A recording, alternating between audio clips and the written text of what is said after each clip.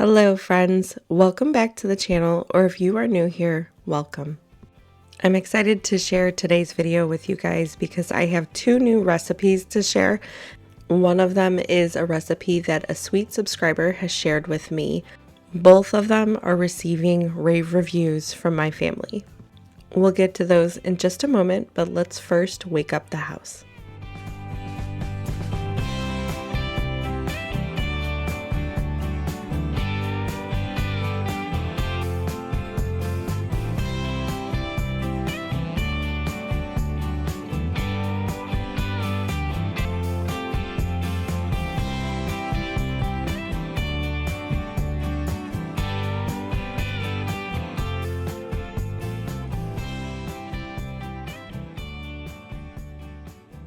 I wanted to surprise my kids with this first recipe this morning, so I am trying out the Copycat Starbucks cheese Danish. It has been years probably since I have had one of these, and when I say that, I mean like at least 10 years. Even when we lived by a Starbucks, I never really got the pastries or anything, so it has been a while since I've had one of these, but my kids absolutely love cheese danishes, and I know my older two will be really excited that it is like a Starbucks copycat because they are very much into, the fancy coffees and all that. They're teenagers, so I totally get it. I was like that too. But anyway, I saw these on a video online and I just was pretty excited with how easy they were. So that is what I'm going to be starting this morning. I will also have both of the recipes from today's video down below in the description box if you want to try them out yourself. So to start, I am unwrapping one puff pastry and I'm cutting it up into 8 rectangles. So I have 4 on each side and I'm trying to keep them about the same size. So what I'm doing now though is I have the rectangles cut out and I'm kind of creating a border.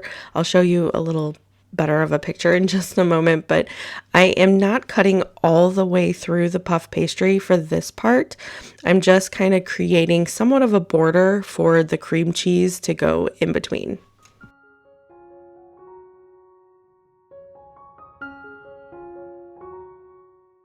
So as you can see here, I have 8 rectangles cut out and those will be separated from each other. But then the rectangles that I'm cutting in the center of each, they are kind of just borders and I'm not cutting all the way through. So now what I'm going to do is I'm going to take each and I'm going to put it on my parchment lined baking sheet, and then I will mix together the cream cheese and all the rest of the ingredients to put into the center of these puff pastries. I love recipes that are like this where they have very few ingredients and they're incredibly easy. It's always surprising to me how easy these recipes are. They are such a hit too. So I was talking to my daughter about this and I was like, these are so easy that I actually have confidence that you and your dad could put these together during my recovery and you guys can still enjoy them without me having to make them. Anyway, like I said, they are very few ingredients. So we have the puff pastry. I softened 1 box of cream cheese. I think it's 8 ounces. I can't remember how much sugar, but again, you'll have all the ingredients down below in the description box. So it's cream cheese, sugar, a splash of vanilla, and a little bit of salt. I'm going to mix that together, incorporate it, and then I'm going to spread it evenly within the little rectangles that we created on each puff pastry.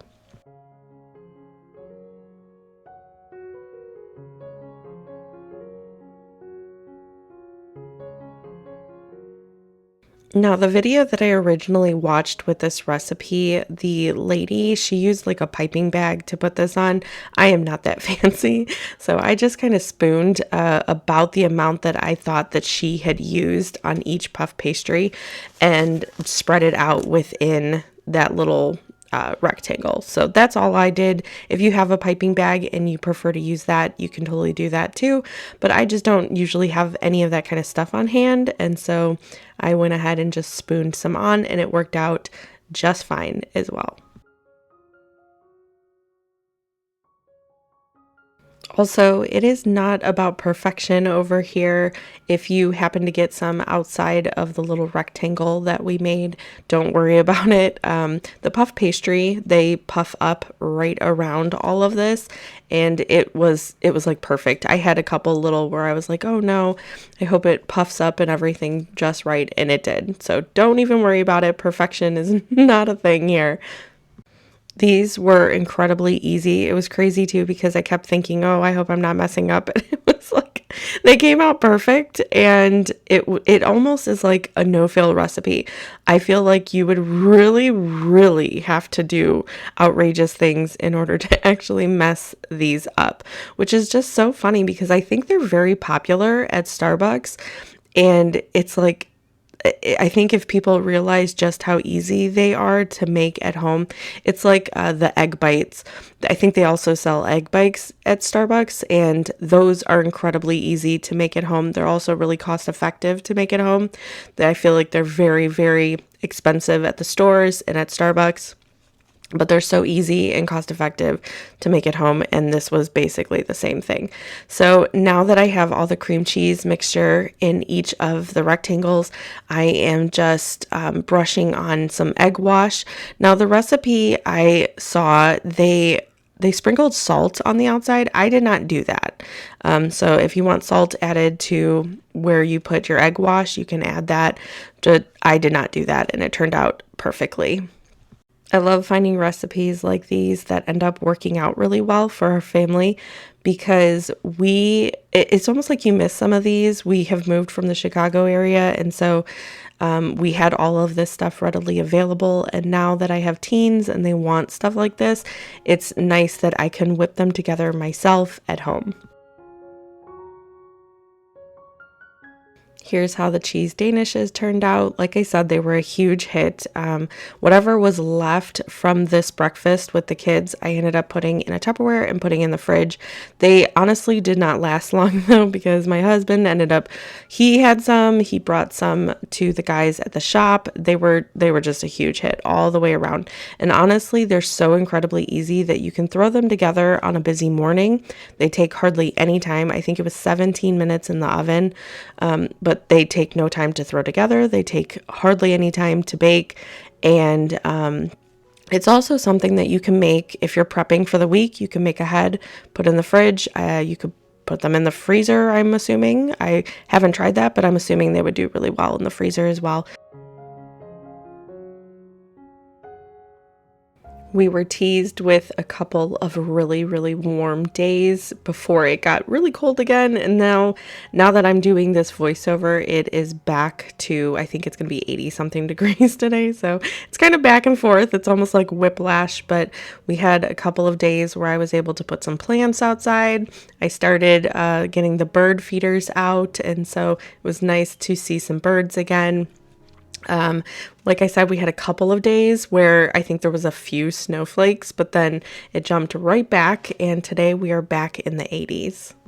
If you are new here, we are a homeschooling family. We haven't always been. My older two were in public school until 6th grade, but we have homeschooled our youngest two since the very beginning. So it's nice because we do it at the dining room table, and if I have to step away for whatever reason, my older two are always really happy to step in, read any instructions that need read, or help out with any puzzles. It's nice because it just really feels like we're all together in it. And anyway, we always do it at the dining room table together. So that's what we were doing. And we finished up pretty quickly. We have some days that we do shorter days during the week. And so this was a shorter day. I wanted to go ahead and use some of these strawberries that I had gotten. We love chocolate dipped strawberries, chocolate covered strawberries, whatever you call them, but we love them. And my kids in particular, they absolutely just they'll devour them. They are so easy to make, so I hardly ever will buy them from the store. I don't tend to like them as much from the store. So we always just make them ourselves. And usually my daughter is actually one that steps in and makes them most times. She was still working on school, so I was going to just go ahead and get all of these done. Now, the only issue that I went back and forth, and I don't know why I ultimately decided not to use parchment paper on this. That would be the only change I would make. We usually use parchment paper where we put the strawberries on, and then that way they come out really nicely underneath. I did not do that for whatever reason, and the chocolate ended up sticking to the bottom of this plate. It was on top of the strawberry, but not underneath. So if you do end up making chocolate covered strawberries at home, just use parchment paper. It makes it so much easier afterwards, and it's a lot easier to clean up too. If you have been here for a while, you know that I use parchment paper constantly for a ton of different recipes, so I'm not sure why I decided not to use it this day. I think it slipped my mind until I already started. And then I was like, oh, well, I'll just keep going. So anyway, it doesn't tend to work out. And I just, I like how the cleanup is so much easier with it. So if you're going to be making these, use the parchment paper. We often make chocolate covered strawberries for Mother's Day, and I usually will get a lot fancier with it for that. But I think because it's just like a dessert that I plan on serving for after dinner this evening, I'm not going to be fancy with it. We have sprinkles and stuff like that, but my kids don't care. They just love chocolate covered strawberries like this, and with all of the extra stuff, they really don't care. So I save that for like special occasions like Mother's Day or Valentine's Day, whatever it may be. But just for dessert, we're going to keep it very simple.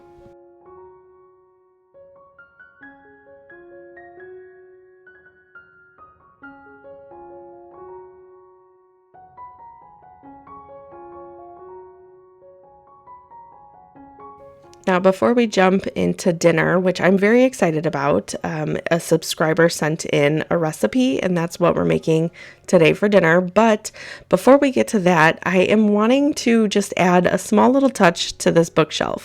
If you have been here and you can remember a little while back, my husband built this bookshelf, and it's actually a pretty good size, but he built this bookshelf to almost be like a built-in under our stairs. So when we moved here, I think the stairs were added on to with the owner that lived here before. I think before that they were actually like the circular stairs. And so they're a little odd. And a lot of things have been since we moved here. When you buy a house that was owned by like a flipper, you find a lot of odd things, and that is exactly what we end up coming across. But anyway, so these stairs, they're a little odd, and I never knew what to do with underneath them. We've tried various different things, and none of it really stuck.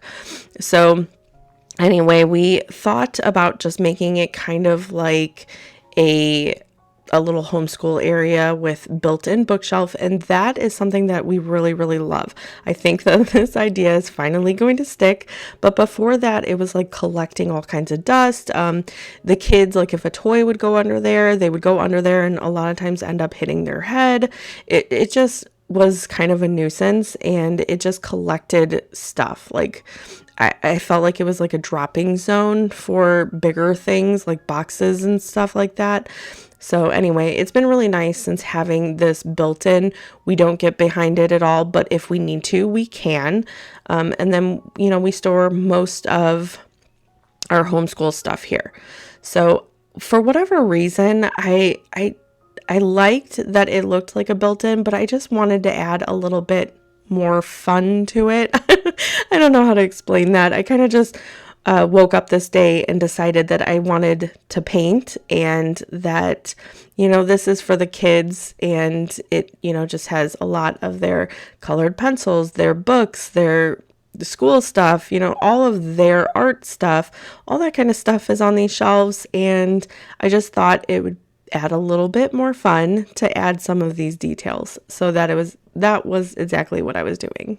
I think the only difference I would make is I didn't love the color. So I was trying to just use whatever we had on hand, and I thought we had more of like this terracotta color, but we didn't. So I had to add white to it, and it just became a little lighter. I think it looks a little better in person than it does on camera, but anyway, I'm like, you know what? It doesn't really matter. I'm going to go ahead and do this, and if I don't like it, I can just paint over it. It's really not that big of a deal. We still have this paint downstairs, so it can easily be fixed or painted over. And so that's just kind of my mindset. I feel like I used to kind of worry about stuff like that, like, oh, if I mess up or if I don't like the color. And I went through this with my bedroom. We painted it a really dark color, and I was so nervous, and I thought about it for like far too long. And my husband's just like, it's just paint. You can easily paint over it if you don't like it. It's really not that big of a deal. And I feel like I don't know why that was such an aha moment for me, but it was, because ever since then I'm just like, right, you're totally right. It is just paint. You can always paint over it. We're not making, permanent things here. Even if I love this and in a year I hate it, we can just paint it back. So anyway, that is kind of my mindset going through with this. I'm like, you know what? I'm going to add a little whimsy to my kids' bookshelf. And if we end up hating it, we'll switch it back, or we'll paint it something else, whatever it may be. It is never permanent, and it adds a little whimsy. The boys really liked it, actually. They thought it was really cool to have, a little decoration on their bookshelf. So that's what we added this day. This is how it turned out. Like I said, it was just kind of like I don't know. I didn't spend very long on this at all. I just wanted to relax and paint and add a little whimsy to my day.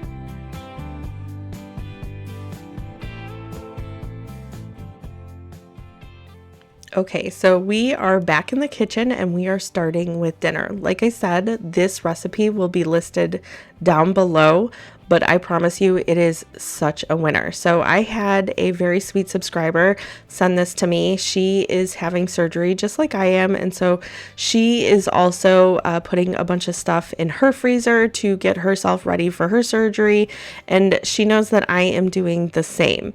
So I wanted to test this recipe out just to see how much we liked it first, and then if we liked it, then I would go ahead and make more for our freezer. So I did end up making more for the freezer, and this is something that we actually have made, I think, another time since this. So I did not get the recipe very long ago, and we have already had it twice and put some in the freezer.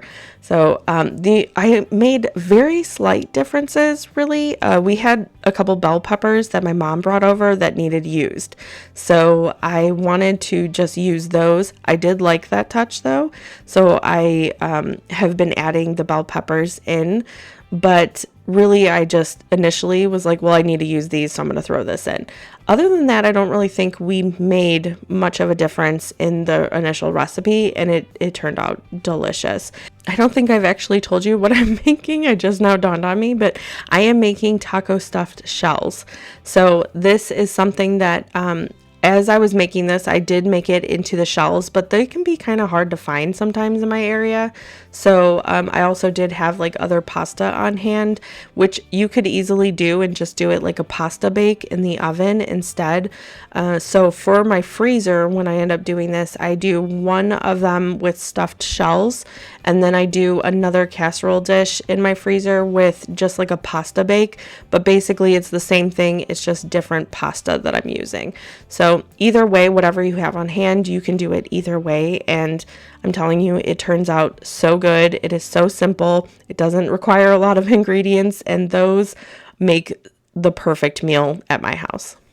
Oh, and another difference I made is I am actually doubling this recipe. So if you notice that the recipe calls for 1 pound of ground beef and I use two, that's why I'm doubling this recipe. And I'm actually really glad I did. Not because, there was plenty to feed my family, but it was such a good recipe that we were really grateful to have a bunch of leftovers of. So I have 2 pounds of ground beef going in the skillet. As it was cooking, I added in the green pepper and the onion that I diced up really finely, just to kind of hide from my children. They don't mind it, especially if they're super small and they can't, tell as much that they're in there. So for what I'm adding now is I'm just adding all the ingredients to make like a taco seasoning. If you have a taco seasoning packet, you could use that too, but I am just using like cumin, paprika, garlic, onion, chili powder, stuff like that, that makes basically a taco seasoning. So I'm adding all that in. I'll add a little bit of water as well. In this other dish on the stove, I have a pot of salted water going. Once I get that to a boil, I will put in our pasta shells. In the meantime, now that I have the meat done, I'm going to be putting in 8 ounces of cream cheese. Like I said, I think the recipe calls for 4, but I'm doubling it, so I did a full amount, and I'm putting the lid on to kind of soften the cream cheese. My water is boiled by this point, so I am putting in our shells, and then I'll go back over and I will mix together the cream cheese. Now, in the pasta dish, I needed, I don't know if I had quite as much as I needed. So I ended up substituting it a little bit. But for the most part, you put in about a cup of salsa into the bottom of your baking dish. And then the pasta shells will sit on this and they won't stick to the bottom or anything. But it adds a really nice sauce to your taco shells. Like I said, this recipe was sent to me by a subscriber. If you are a subscriber and you have a recipe that you would like me to try, I would love to try it. So you can send it to me over on Instagram, or if you don't have an Instagram, you can let me know down below and we will get in touch and try out your recipe. Now that I've had a couple minutes to melt down our cream cheese, I am stirring that in. And then I'm going to let it cool down just a little bit before I end up stuffing the pasta shells with this mixture. Now, if you also have a hard time finding the shells and you want to make this more of a pasta bake, what I would just do at this point is I would put this mixture into the baking dish with the salsa, mix it together, and then add in your pasta, kind of incorporate that all together, and then top it with cheese. If you're putting it right in the oven, then you would put it in the oven. If you're putting it in the freezer, I just let it cool down and I cover it and everything and then pop it in the freezer. So you can do it that way as a pasta bake. Like I said, I did put one of those in the freezer, but then I also did have a little bit of shells left to where I was able to stuff one for the freezer as well. So I am taking that mixture now that both of my pasta and my mixture is cooled down a little bit, and I am stuffing all of the shells, and I honestly stuff them pretty full. I just, in that way it feeds everybody, and we had plenty left over, but I stuffed them pretty full. So I'm stuffing these, and then we're going to top with some taco sauce. I think I also did use a little bit more salsa as well, and then some cheese, and you'll put that in the oven until they're nice and bubbly.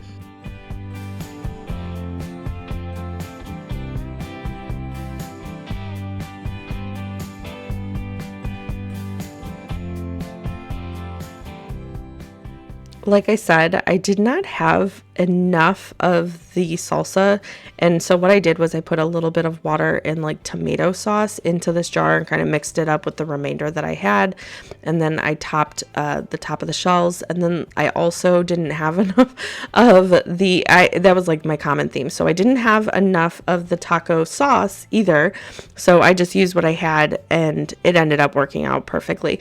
And then as I'm getting my foil out, you'll see here in just a minute, I also did not have enough of that. So that was just my theme for dinner. I'm like, okay, well, you know what, we'll cover this the best we can.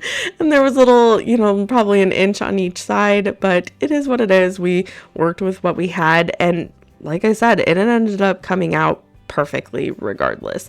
So I cooked it in the oven with semi amount of foil on top of it, and then I took it out, topped it with cheese, and then I'm going to put it back in the oven until it's melted and nice and bubbly.